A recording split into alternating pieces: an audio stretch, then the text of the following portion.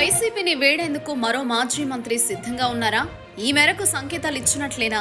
గత కొంతకాలంగా సైలెంట్ గా ఉన్న ఆయన టీడీపీ నేతలతో ఎందుకు కలిసినట్టు, కార్యక్రమాల్లో ఎందుకు పాలు పంచుకున్నట్లు ఇప్పుడు ఏపీ పొలిటికల్ సర్కిల్లో ఇదే చర్చ నడుస్తోంది.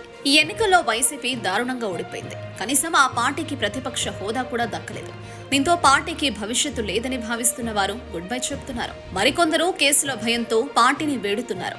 రాజ్యసభ, ఎమ్మెల్సీ వంటి పదవులు వదులుకున్న వారు ఉన్నారు. అధినేత జగన్ కు వీర విధేయత చూపే నాయకులు సైతం పార్టీకి రాజీనామా చేస్తున్నారు. వైసీపీ అధికారంలో ఉన్నప్పుడు ప్రాధాన్యత దక్కించుకున్న వారు సైతం పక్కచూపులు చూస్తున్నారు. ఇప్పటికే మాజీ మంత్రులు బాలినేని శ్రీనివాసరెడ్డి, ఆళ్ల నాని వంటి నేతలు వైసీపీకి గుడ్ బై చెప్పారు. కేబినెట్ హోదాతో సమానమైన మహిళా కమిషనర్ చైర్పర్సన్ గా వ్యవహరించిన వాసిరెడ్డి పద్మ సైతం పార్టీకి రాజీనామా ప్రకటించారు. ఇప్పుడు అదే మాటలో మాజీ మంత్రి జోగి రమేష్ ఉన్నట్లు తెలుస్తోంది.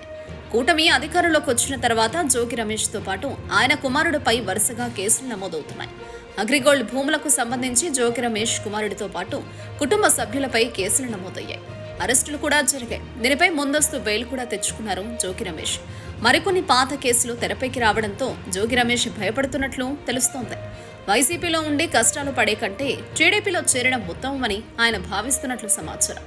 కానీ టీడీపీ హైకమాండ్ నుంచి ఇంతవరకు పెద్దగా స్పష్టత రాలేదు. వైసీపీ అధికారంలో ఉన్నప్పుడు దూకుడుగా వ్యవహరించారు జోగి రమేష్. చంద్రబాబుతో పాటు పవన్లపై విరుచుకుపడేవారు. ఇప్పుడు వైసీపీ అధికారం కోల్పోవడంతో ఇబ్బందుల్లో పడ్డారు. అందుకే టీడీపీలో చేరడానికి సిద్ధపడ్డారు. కానీ టీడీపీ నుంచి అంత సానుకూలత రావడం లేదు. అయితే ఈ రోజు నూజివేడులో జరిగిన కార్యక్రమాల్లో పాల్గొన్నారు రమేష్. మంత్రి కొలుసు పార్థసారథి గౌతులచ్చన్న విగ్రహావిష్కరణలో పాల్గొన్నారు. ఈ సందర్భంగా జోగి రమేష్ అక్కడ ప్రత్యక్షమయ్యారు. టీడీపీ ఎమ్మెల్యేలు, మంత్రులతో చనువుగా మెలిగారు.